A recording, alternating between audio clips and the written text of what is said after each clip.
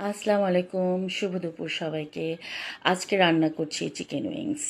Chicken wings যে সবসময় Chinese dish করে খেতে হবে বা ফ্রাইড মানে উইংসই খেতে হবে এমন কোনো কথা নেই। এটা বাংলাদেশি স্টাইলে চিকেন ভুনার মতো ভুনা ভুনা করেও খাওয়া যায়। আজকে আমি তাই দেখানোর চেষ্টা করছি।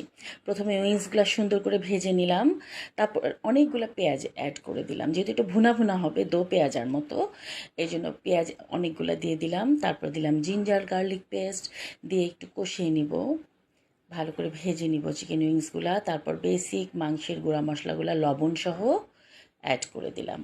তারপর সুন্দর করে আস্তে আস্তে কষিয়ে নিব উইংসগুলা।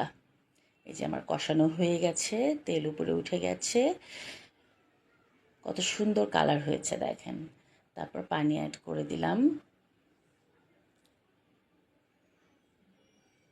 পানি অ্যাড করে 10 মিনিটের মতো রান্না করব, হয়ে যাবে চিকেন উইংস। দিয়ে দিলাম কাঁচামরিচ,